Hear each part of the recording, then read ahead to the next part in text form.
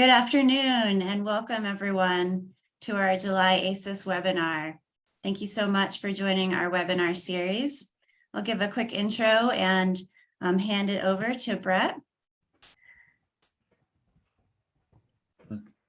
Okay, so my name is Carly Rixum. I'm the Executive Director here at the American Solar Energy Society, and we are a membership-based organization, and we'd love for you to join us. So there's a code on the screen here for 10% off membership. The code is webinar. So please join us at ases.org/join and join our wonderful community. We are so excited to host this year's National Solar Conference coming up here in August at the University of Colorado Boulder. ASES Solar 2023 will be transforming the energy landscape for all. And we've got tons of speakers, over 100 speakers, lots of networking opportunities, luncheons every day, a solar village with solar electric vehicles. So we'll hope to see you next month in Boulder. You can sign up now for the ASES National Solar Tour. We've extended it to be a 3-day event, October 6th through the 8th. Please sign up to host a local tour or a solar site on the National Solar Tour. We also have a wonderful online community here at ASES. It includes a mentor match program. So if you sign up as a member of ASES, you will be part of our online community. So please check it out at community.ases.org. So thanks again for joining the webinar. I'd like to introduce to you Brett Little. He's the education manager at the GreenHome Institute. And today's webinar is Solar and GreenStar Homes Certification, What You Need to Know. So thanks so much for joining us. Brett, I'll turn it over to you. Hey everyone, good to see you out there, and thanks for your patience for joining us here. I'm going to go ahead and, well, that's a very new screen share opportunity that I've never seen before. So I'm going to find the right one here. There it is. And hopefully you can see it now. Yep. Great. Yeah, so again, I'm Brett Little, Education Manager here at the GreenHome Institute. The GreenHome Institute has a mission to empower people to make healthier and more sustainable choices in the renovation and construction of the places we live. We are a small nonprofit. We've been around for over 20 years now, headquartered in Grand Rapids, Michigan. But we are international to some extent in scope as far as our educational resources and the work that we do. Fairly large, and we we are a small team. There's 3 of us, so that is our executive director Jose Reina on the left there, and our program manager Eliza in the middle, who oversees our certification programs. So we're going to be here today to talk about the GreenStar program. And I have some links for you that I could drop in the chat, though I don't see the chat anymore. So I don't know if there's a way I can get those to you or not to follow along, but that's okay. We'll have them available perhaps at a later time. Oh, there it is. It's a browser thing. Okay, it's a different Zoom interface. I use Zoom all the time, and I've never seen it look like this before. So thanks for bearing with me, everyone. So anyway, so this is our GreenStar program, and you can head over there and take a look at it. And our GreenStar program is a certification program that includes the 5 pillars of residential green building. And so those are energy, which we'll be speaking a lot about here today, health, materials, and water, and place as well as the other one. And so we'll be talking about those aspects of the program and how they fit in to a home, and how they fit in with solar, and how you might want to consider looking at some of those aspects prior to going solar. So I've got examples of projects that I'd kind of like to share with you as we go through, that I'll reference a little bit, and then just kind of show you, what kind of things you can expect to see. There it is. Huh. Anyway, so there's an example of a project that I'm sharing with you, and you can take a look at it, that involves both the GreenStar program and solar. But one thing that's important to know is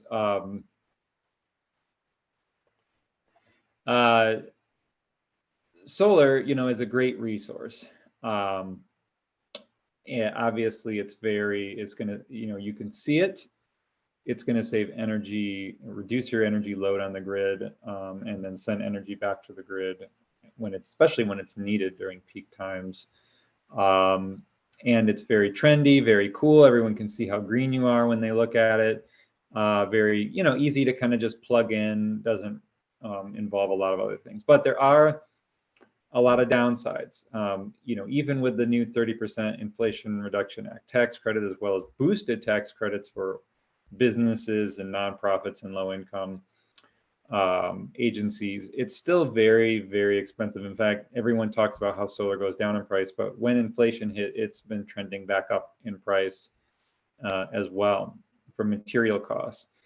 The other issue with solar is that it, doesn't provide any comfort, doesn't provide any health improvements, doesn't provide necessarily, but could direct resiliency during power outages and extreme weather events. In fact, a lot of people don't know that solar can't work when the power is out, because you have to protect the linemen. It's got to be safety first, so they can't have the solar going back into the grid and frying somebody. So it has to shut down. It's a legal requirement. So we always think the GreenStar program and a whole home improvement is going to be of more value first before solar, and something you should consider if solar is one thing that's on your mind, as something to look at prior to making the decision about solar, because because of all these other aspects which we're going to go and take a look at.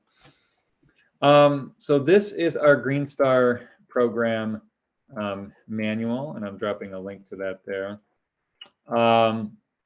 And so these are some of the features of a home that need to be evaluated and fixed to achieve GreenStar certification. Our goal is to get every home up in the country at least to this standard right away, have all these things fixed, and then you can get higher levels of GreenStar, silver certification, gold, and platinum if you want to, over time or right in during the same project. But at least let's start and make sure all of these issues are fixed in homes first, and then start looking at alternative energy resources. And I'd like to kind of go through and explain to you why. So if you click on if you go to this link and follow this and start a workbook, which is this free, completely open source workbook for you to guide and manage a project and see how sustainable and green your home is. If you click on any of these links, it'll pull open a tab with a manual that's free. You can download the manual, it's all yours. We keep it updated on any of the green and sustainability features of a home. So let's take a look at home energy cost rating and performance testing. Obviously, this is the place where everyone is going to start as far as energy efficiency goes. Here's a direct link to the full manual as well. And what we want to see getting done to homes, sort of a good, better, best approach from an energy efficiency standpoint, and what that means. And then also, again, you can look at the manual and see what are the details of all these other sustainability and green, 5 pillars of green features within the home. Now, from an energy standpoint, if you've never heard of this, it's called the Home Energy Efficiency Pyramid. And so basically, Every home might be a little bit different, but all in all, from an energy saving standpoint, you have things on the bottom of the pyramid that are less costly, more do-it-yourself friendly, cheaper to do, but to be fair, they have less savings of energy or less comfort, less carbon savings. As you go up the pyramid, you're going to have things that cost more expensive, less do-it-yourself friendly, but more energy and more carbon savings. So, those are trade-offs. But we're just asking people to kind of take a start at the pyramid and get an understanding and awareness of what's going on in your home, or the project you're planning on your home, or the new home you're planning to build, or the home you're planning to buy, one or the other. And so the way to do that is to get something what we call a green home inspection. And it might have different names in different places, but that's what we call it. So we work with and train green home inspectors all across the country, and they're going in and doing reviews of homes holistically under the 5 pillars of green. So it's almost like a home inspection in many ways, but it's evaluated less focused on some of the safety aspects of home inspection and more on the green and sustainability energy efficiency features. And it should include solar as another feature. Is the home good for solar? So we look at all sorts of things in the home from the 5 pillars of green during this inspection, such as the energy efficiency opportunities, health, safety, ventilation, air quality, water conservation, durability of the home, and where the home is located and how it integrates with the space and community around it. So these are just some examples of the types of reports people receive from these green home inspections. Now, the real cool thing is the Department of Energy's Home Energy Score, which we would anticipate to be tied into massive Inflation Reduction Act funds on a state-by-state level. So every state might make different rules, but it looks like the DOE's program, does have a pretty good chance to tie into this. And so the way that this program works is that when you get the green home inspection, you're also getting this home energy score evaluation, and we're evaluating the energy efficiency features of the home and then saying this home is rated 1 out of 10. Let's see if we can get your home up to a 5, which gets you GreenStar certified, and it helps reduce energy and carbon emissions. And solar is going to be a component of that. So the more solar you put on, the better you can improve your score, as well as other efficiency features. So again, what are the efficiency features that are going into the rating and the assessment? We're looking at low-hanging fruit, things that you can change out: LED lighting, minor caulking around cracks, putting on pipe wrap, reducing electrical waste from appliances that don't need to be plugged in. Very small things that you can mostly do yourself. Using Energy Star certified appliances, and then air sealing and insulating the home, which of course, like I said, if you have to make a financial decision, solar is great, it's going to save you energy, but air sealing and insulation can save you just as much energy as solar. On top of that, it improves your health, your comfort. You don't, right now, if you have a leaky home, it's breathing through the walls. That could be pest droppings, bugs. So it's very unhealthy. When wildfire smoke comes pouring over, like it happened to me, we show that stuff comes right into the home. We use air quality monitoring, and we determine that it comes right into the home and causes severe pollution that can cause lung disease. Sadly, solar cannot help you with any of that stuff.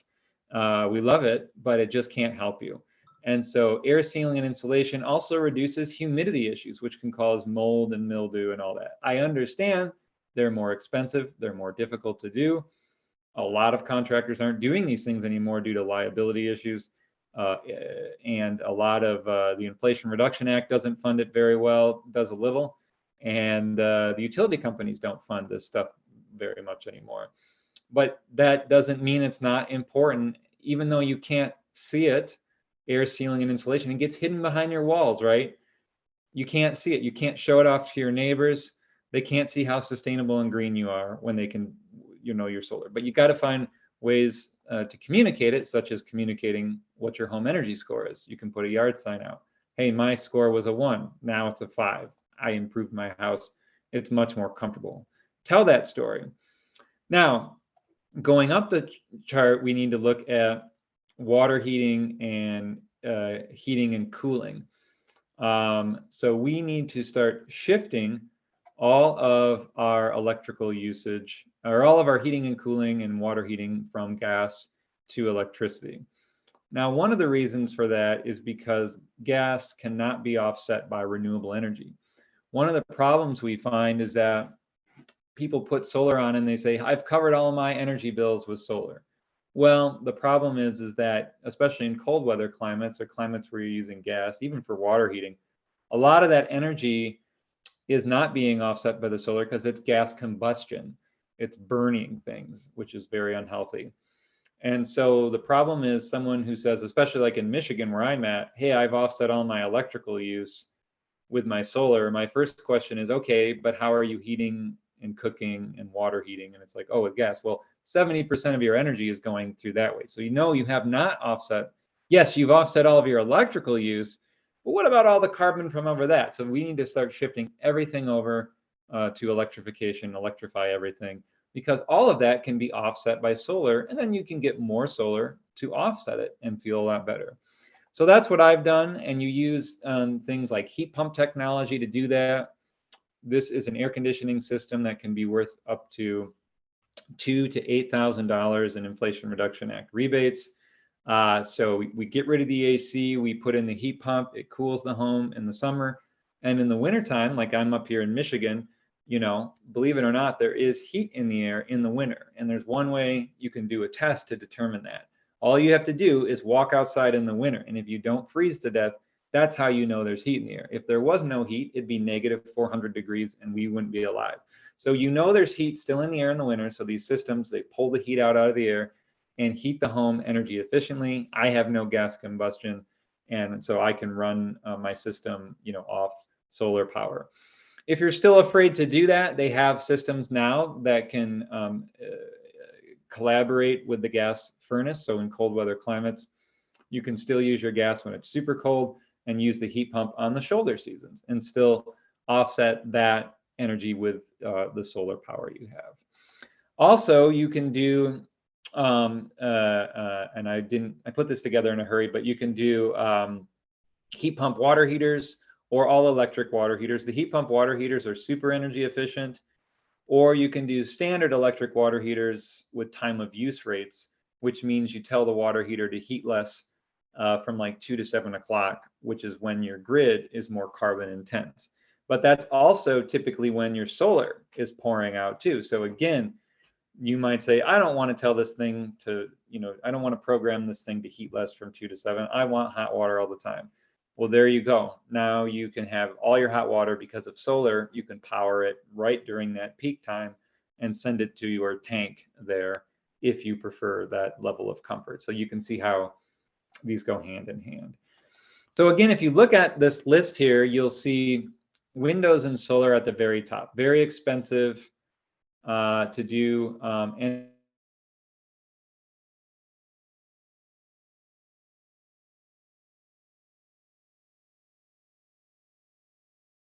don't save as much energy as solar now, as the cost of solar plummets and the cost of windows skyrocket. Also, windows are very carbon intense to produce. It's called embodied carbon. The only reason you need to change your windows is if there's a moisture problem, a water leak problem. That's really the only reason from an energy standpoint and a green standpoint. Otherwise, I'd say go for the solar.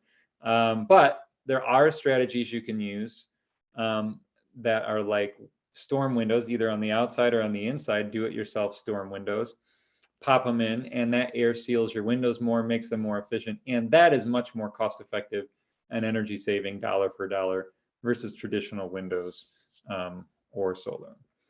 So you might say, okay, I had my energy audit done, I improved my home, and I went all electric, and now I'm ready to go solar. Well, not so fast, because again, green has the 5 pillars of green. We just talked really about one, energy, but there's also health, which we talked a little bit. When you save energy in air sealing, insulation, and going all electric, you're going to have a healthier home. So there is benefits, but there's other aspects of health and water conservation and durability that you might want to consider pursuing first before you do solar. So let's take another look here at our list, right? Look at this. Most homes might need moisture and water leak repair. That's water coming in and destroying the house, rotting it from the inside. Why would you put solar on top of a roof that's rotting out? There are now solar roofing materials where you can get a 2-for-1, brand new roof, brand new solar. So that's another consideration to think about. But make sure your home is not rotting and getting affected by mold and moisture issues before you spring for solar power.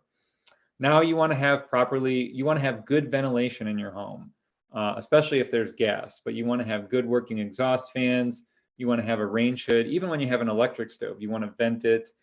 If you still continue to use gas, you want to test for gas leaks. We find gas leaks in all brand new homes, brand new systems. You want to test for combustion if you're going to use older water heaters and not get rid of it. You want to make sure you have carbon monoxide detectors. You want to make sure you don't have a radon problem, which is the second cause of lung cancer. And you have good air filtration, which again is going to help protect against bad air quality, wildfire smoke, and all that. These are all things that are important. What good is a solarized home if it's not a healthy home? Now, water is something that typically, saving water, we get it. We're having more and more droughts. So I think it's very important. But people often forget that every time you turn on the tap water, you are actually burning carbon. And so again, if you put your investment into water savings, if you're on well water, you can actually see that carbon being burned if you look at an energy monitor and see your well pump turning on, right? But if you're on municipal city water, you will not see that carbon being burned, but it's being burned back at the plant to process the water, both when the water comes to you and when the water leaves you, it has to go back and be processed. So there's a carbon ding against you there that gets removed from your project. So again, if you're putting solar on because you care about climate change and carbon reduction, saving water is actually a much cheaper way to reduce that impact on the water system, which is sometimes getting more stressed and strained by drought, sadly. So, and water bills are just going up and up exponentially. So you can also cut your water bills by doing more water savings. Plus, shower heads and aerators reduce water on your water heater. So that's reducing energy directly and carbon directly. Making sure your house doesn't have leaks. And again, looking at other durability and safety and health issues in your home, because again, you don't want to have a rotting home as well. Some new things we look at are actually monitoring air quality. So at higher levels of the GreenStar program, you might want to consider monitoring the air quality in your home, the radon, the carbon dioxide levels, the humidity, temperature, and that can help you make informed decisions on what needs to be repaired and improved if you continue to see dew point problems or radon issues or volatile organic issues. And you might want to monitor your home and then determine, what you want to fix from there. So as I mentioned on our GreenStar program, this is kind of just the baseline things we want to see all homes do. As you go up from there, you'll start to see more opportunities where solar comes into play, such as achieving our GreenStar Zero Carbon program or our GreenStar Zero Energy Home program, which is essentially a home that produces as much energy as it consumes over the course of the year by doing all these energy efficiency things and then adding solar to make up the rest. And so here's an example of one of our GreenStar total home retrofit projects that we're relatively proud of. This is the Westtown project, and you can take a look at it. And it's hard to see the solar on this project. So we actually went in and did a video tour of one of the owners, and he's showing me the solar on top of the house up here and what it's producing and how much energy it's been producing. It's very hidden, right? As some people want it to be. And that's what happens when you have a flat house, I guess, in downtown Chicago. But more than the solar aspects of this house, they did a whole home renovation, improved all 5 pillars of green at once to achieve GreenStar certification. took the home all electric. They have air quality sensors and monitors in the house that turn off their ventilation system when pollution isn't detected. They have an energy efficient shell. They injected a mold down into the ground to help insulate and air seal their basement, but also stop water from filtering in. So they did the whole thing. And then once they realized within their budget they had funds left over, and with the tax credit, they were able to add solar into the package, which is what we encourage and hope everybody does. But again, they had to make, these financial decisions. Some people can do all these projects at once. If you can find the right funding, like using a mortgage refinance like I did, and get tax credits and rebates. Most people have to stage their home improvement projects over time. So again, we're just asking you to consider, oh, you might want to go solar or add more solar. You might want to consider looking at these other things. And especially with the Inflation Reduction Act, it's been designed on the tax credit side. So you get a little bit of money one year, and then you can get more money for something else the next year. It's kind of designed in stages. So you can improve your insulation, get some money this year, improve your mechanical systems next year, and then the next year after that, put your solar on and get, that's a different credit. But, at some point, you only have so many tax liabilities to take advantage of these things. So you have to kind of stagger your tax liability out to take advantage of all the credits. So yeah, that's kind of all we had here today. We have a YouTube channel where we go in more depth in all these things we've talked about, free educational resources that cover all 5 pillars of green energy, health, materials, resources. We talk about solar, energy efficiency, home health, new things, old things, and all that, and it's all free up on our website. So I'm posting a link to that there for you. But outside of that, I can kind of keep it short for you today, give you your day back, and you can check us out at greenhomeinstitute.org as well and learn more about our programs. Otherwise, if there's any specific questions for me, I'm happy to stick around and take those until our time. So thank you. Sure. Fascinating. Thank you so much for sharing all of that great information with us. Drew had a question. Drew Gillett, why all the hard surfaces in that Chicago house? Oh, that's a great question. So from a sustainability standpoint, you actually want to remove, if I'm understanding your question right, you want to remove as much carpeting as possible. So first of all, you want to avoid specifying new carpeting because carpeting is, contains volatile organic compounds. Now we're finding carpeting is loaded with PFAS. So PFAS has become a bit of a health boogeyman, especially here in Michigan. We were sort of ground zero for PFAS contamination in our water and lead. So very sad state, but we're just the canary in the coal mine for the rest of you all in the country. It doesn't mean you don't have it. We just got caught first because of what happened in Flint with lead. So PFAS is coming off of your carpet when you walk through. It's kicking into the air and you're breathing it in, and we don't know what's going on with it. The other problem, the reason the hard surface are in there is because carpet mold. First of all, when you have your like shoes on carpet, you don't know what you're dragging in. If you've got a kid crawling around, they're putting it in their mouth. Very toxic, unhealthy stuff.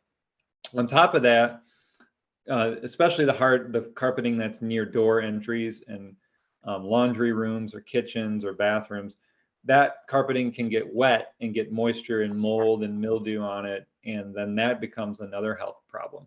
So carpet, it's nice, it's soft, it feels good, but it is not a sustainable material. There are more sustainable carpets, and also homes that are designed appropriately can use concrete, and they can take in passive solar and use it in the wintertime. And that solar radiates back out to help heat the house and avoid emissions from whatever your heating system is. So there's lots of wins by having hard, finishable surfaces. Hopefully that answered your question. Yeah, I think that is, getting to the carpeting is important. Those forever chemicals are forever, I suppose. Mhm. Couple more questions from the audience. Adam Rossi asks, I Hmm. work for a nonprofit that works with low income homeowners. How can I make the GreenStar certification motivated improvements accessible to low income individuals? Yeah, that's a great question. In fact, a majority of all of our Green Star projects are low-income affordable housing, more than they are like the recent project I just showed you. Clearly, that wasn't affordable housing. That was a very high-end Chicago home. But the bulk of our projects are low-income housing projects with a lot of nonprofit agencies throughout Michigan and some other states. And part of it is you've got to find these agencies who are making home improvements and then help them find what we call braided funding dollars. So that's where or stacked dollars, right? So you're finding resources to stack one on top of each other to help achieve Green Star within everybody's home. The Inflation Reduction Act is coming out and is offering $14,000 for home improvement on items that are lined right up with Green Star for low to moderate income families.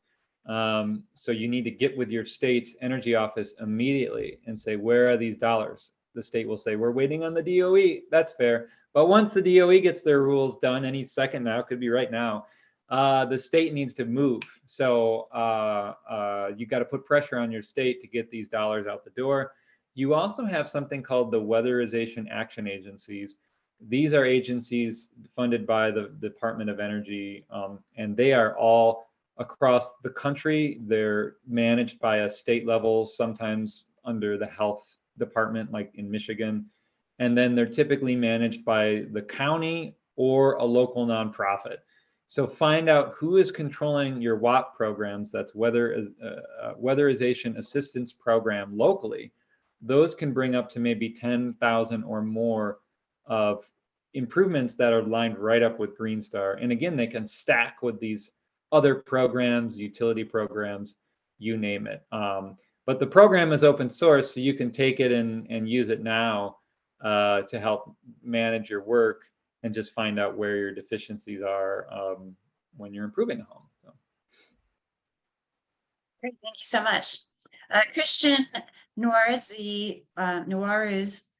sorry if I mispronounced your name, asks, to achieve a solar passive house, is there a standard design to implement? That's a great question. We have certainly lists of things that one should do, such as window to wall ratios, where those windows are placed, what the solar heat gain coefficient of the window should be, depending on what direction it's facing and where you're at in the country, how long your overhang should be, whether you're using a trom wall system, where to put the flooring. So there's all sorts of ideas out there. But I was actually having this conversation, I believe, with one of your members the other day. Like, I wish we had some kind of standardized practice. And that's a badge we're putting together for Green Star, as our passive solar home badge. In the meantime, you can refer to organizations like Passive House US Institute, or even the energy ratings such as the HERS index or ERI. They have design tools where you can input data and it will tell you how well your home is performing based on your design attributes from a passive solar standpoint. But I can't think there's been any study to prove out like, hey, it says here's how you're going to perform and how you actually perform. Passive solar is very hard to measure. So if I ever come across anything, we'll be definitely getting the word out about it. So good question. Cool. Thanks, Brett.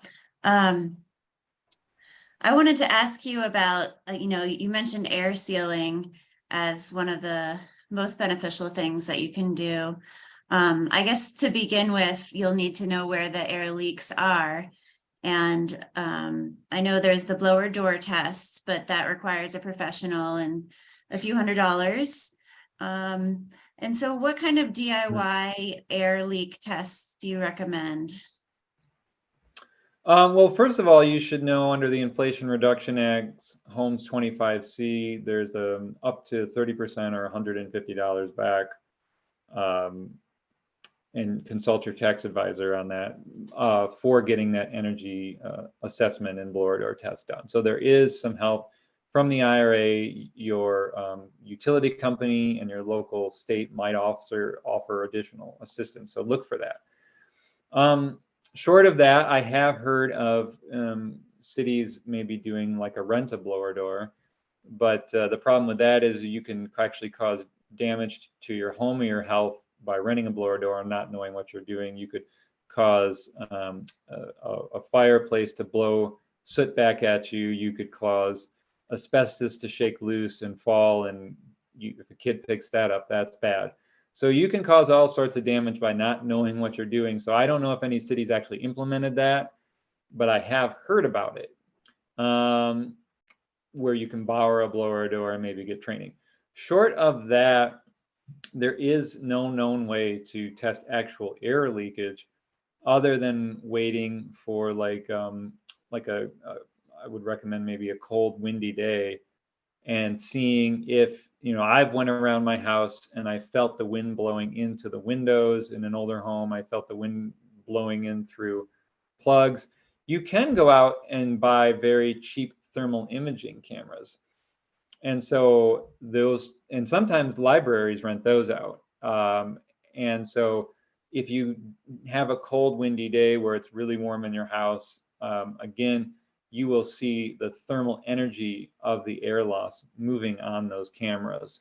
And so we do see that from a do-it-yourself standpoint as one opportunity to do it. But it's not telling you air leakage, it's telling you heat loss, but the two do go hand in hand. So, yeah.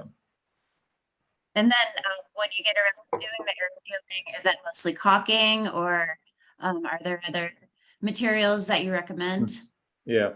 Well, actually, I wanted to give you one other advice.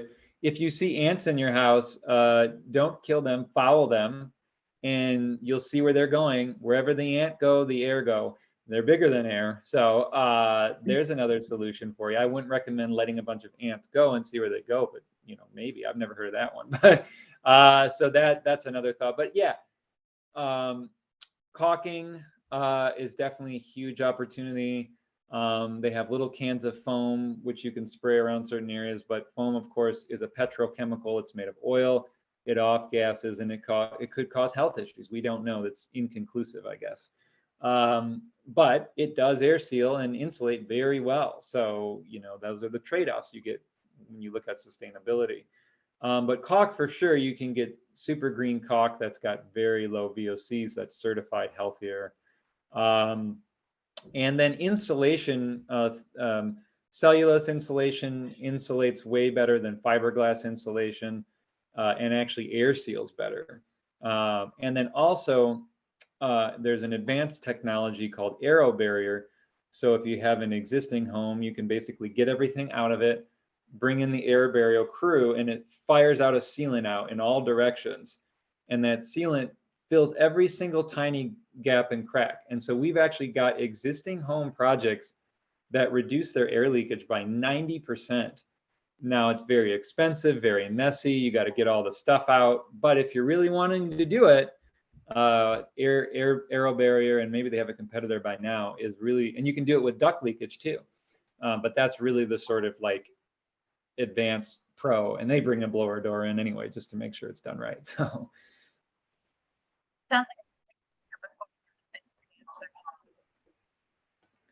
I'm sorry, Carly, it's breaking up a little bit. Sounds like a good thing to do before you move into an older home.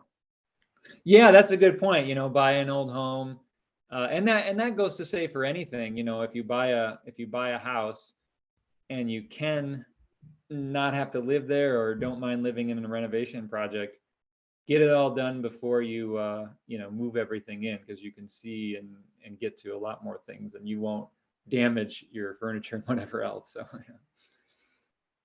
And as far as insulating goes, do you recommend prioritizing the roof and ceiling? It just depends. Again, that's what the point of the energy audit is it tells you where you want to put your priorities at. So if you pop your head in your roof and you see, and you take a measuring stick out and you're measuring like, 12 inches of insulation or more, you're probably fine. But you walk down in your basement and you see a big gap and you just see a bunch of wood, and the wood just goes right out to concrete or whatever. Well, now you know that that's not insulated very well. So that's where you want to focus, right?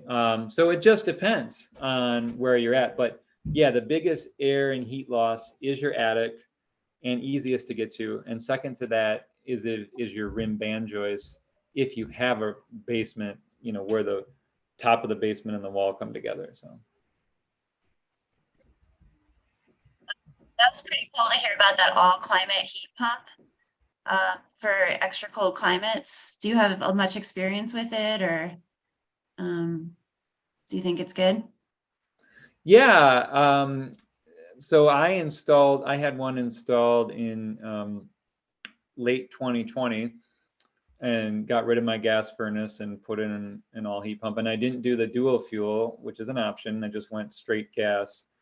And and also these systems, you can put in a backup system, in a backup electrical system. So in the event that they can't keep up during a really cold situation, this high energy use electric system will kick in to help you. I decided not to put one in. So what ended up happening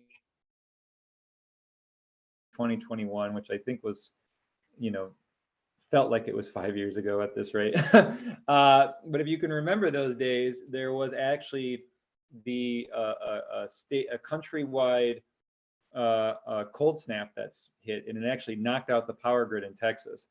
And so that came and descended upon Michigan. And I remember going down into my basement to do training or whatever, and it was like 7 a.m, and I was standing there, and I was cold, and I went up and looked at my thermostat, and it was set at 68, but it couldn't get above 60 degrees. And so I was like, oh, I'll just put on some slippers and another hoodie, and then I'll wait for that to go away when the day goes on and it warms up. And sure enough, it went away, and it never happened again. And so what I will tell you is that is the reason why heating and cooling contractors are so nervous about installing these systems. If you call your local heating and cooling contractor and say, hey, can I get a heat pump? They'll either tell you, well, it doesn't work, or no, you can't get them. Especially if you're in a cold climate. If you're in a warm climate, have fun, But in a cold climate, they'll tell you it doesn't work. And they may just be uneducated, or they may be afraid. They're afraid that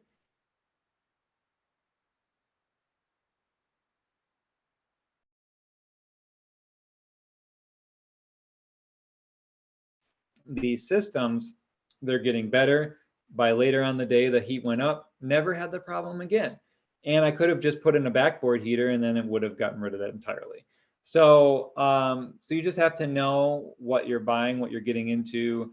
And yeah, these systems, work great. Also, if you have really high electric rates where you live and really low gas rates, you might have a little surprise on some of the winter energy costs.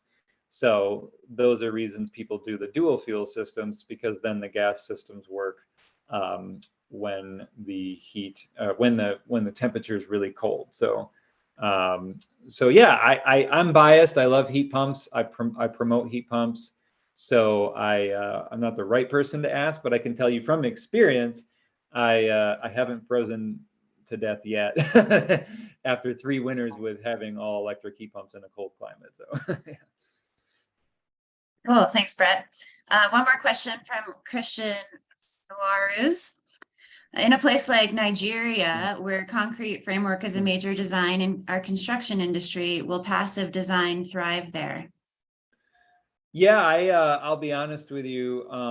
Once I get outside of some of the colder climate zones and get into the more hot zones, as well as outside of the country, I just don't know much. And so that's just something I'm not too familiar with. But I do know once a climate gets warmer, passive solar is even easier to do, because all you're trying to do at that point is reflect the sun away from the house and keep it from overheating the house by using overhangs and white roofs. So at that point, your mission is to stop your home from overheating, stop the thermal mass from collecting all the sun, which, you know, here where I live in a cold climate, we have to do that, but we also have to try to capture that sun in the winter and use it. And that's really hard to do. And we have to try to do both. So we have a big challenge here. And I'm sure it's challenging everywhere, but I'm sure it can be done. I'm just not too familiar with that climate and outside of this country. So, yeah. Great. All right, that's all the questions that we have for today. Again, thank you so much, Brett Little from the GreenHome Institute, for really educating us on how we can make our home clean and healthy and good for the environment and our society. So thanks, Brett. Thanks everyone for joining us. Have a great day. Thank you, everyone. Take care.